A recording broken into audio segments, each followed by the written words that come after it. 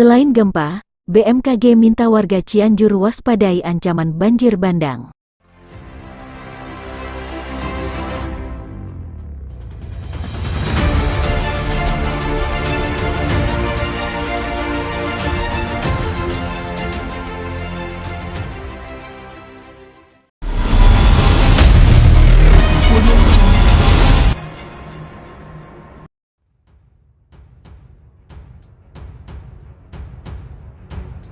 Badan Meteorologi, Klimatologi, dan Geofisika BMKG meminta masyarakat di Kabupaten Cianjur mewaspadai bencana lanjutan berupa tanah longsor dan banjir bandang. Kepala BMKG Dwi Korita Karnawati mengatakan, imbauan itu dikhususkan bagi masyarakat yang bermukim di daerah lereng perbukitan, lembah, dan bantaran sungai. Lereng-lereng yang rapuh ini, ditambah hujan deras, dapat memicu longsor dan banjir bandang dengan membawa material runtuhan lereng, ujar Dwi Korita Karnawati. Kepala Pusat Vulkanologi dan Mitigasi Bencana Geologi PVMBG Kementerian ESDM Hendra Gunawan menambahkan, dari segi wilayah, daerah Cianjur masuk peta kawasan rawan gempa bumi tinggi. Jadi, Badan Geologi melalui PVMBG di bidang gempa bumi sudah menyampaikan peta kerawanan gempa bumi. Memang daerah yang terkena atau sumber gempa Cianjur ini merupakan kawasan rawan bencana bumi tinggi. Hal itu disebabkan kondisi tanah atau batuan di kawasan Cianjur kurang solid. Dengan begitu, bila terjadi gempa bumi, kondisi tersebut akan memperkuat efek guncangan. Terlebih dari informasi BMKG, sumbernya merupakan gempa bumi dangkal yang tidak jauh dari patahan aktif Baribis sehingga tidak heran di sana cukup terdampak oleh guncangan gempa, jelas Dwi Korita Karnawati. Dia melanjutkan, morfologi wilayah tersebut pada umumnya berupa dataran hingga dataran bergelombang dan perbukitan bergelombang hingga terjal yang terletak pada bagian tenggara Gunung Api Gede. Wilayah itu secara umum tersusun oleh endapan kuarter berupa batuan rombakan gunung api muda, breksia gunung api, lava, tuf dan aluvial sungai. Sebagian batuan rombakan gunung api muda tersebut telah mengalami pelapukan. Endapan kuarter tersebut pada umumnya bersifat lunak, lepas, belum kompak unconsolidated dan memperkuat efek guncangan sehingga rawan gempa bumi, urai Dwi Korita. Selain itu, morfologi perbukitan bergelombang hingga terjal yang tersusun oleh batuan yang telah mengalami pelapukan berpotensi memicu gerakan tanah akibat gempa bumi kuat dan curah hujan tinggi. Berdasar posisi lokasi pusat gempa bumi, kedalaman, dan data mekanisme sumber dari BMKG dan GFZ Jerman, bencana Cianjur disebabkan aktivitas sesar aktif. Keberadaan dan karakteristik sesar aktif tersebut hingga kini belum diketahui dengan baik. Tidak kurang 2.000 personel TNI AD terlibat dalam penanggulangan gempa di Cianjur.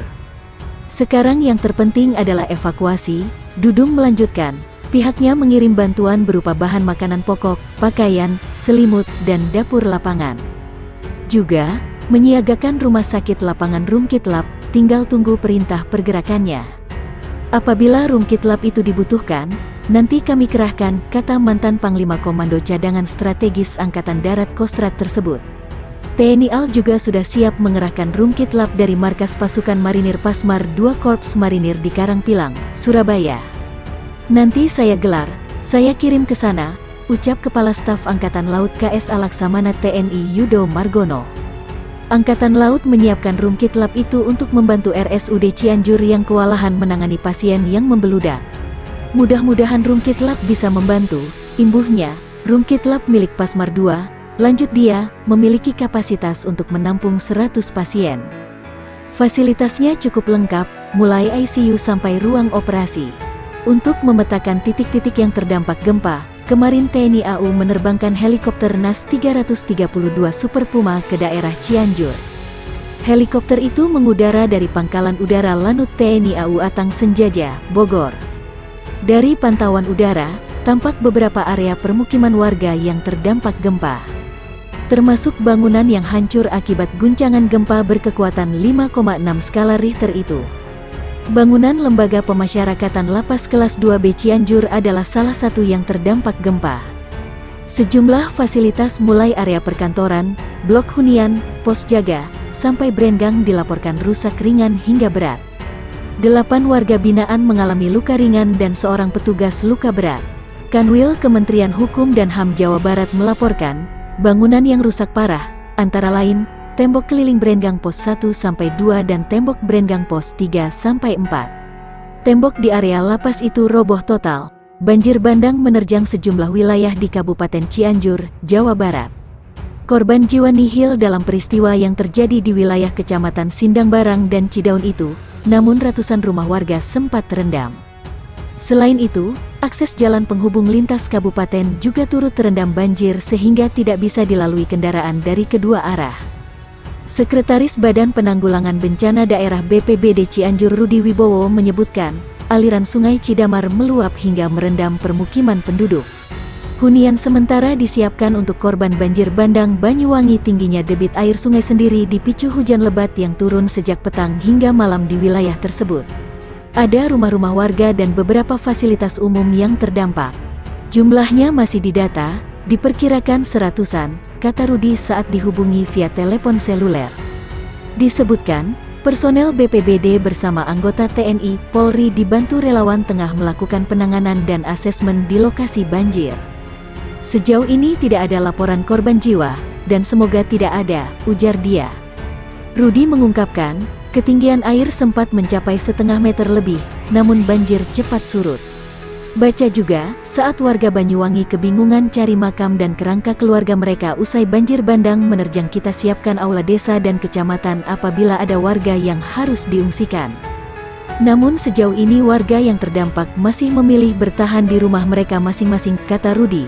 BPBD Cianjur mengingatkan warga untuk meningkatkan kewaspadaan di tengah cuaca ekstrim yang tengah melanda wilayah Kabupaten Cianjur saat ini, terutama yang tinggal di zona-zona merah seperti di sepanjang bantaran sungai.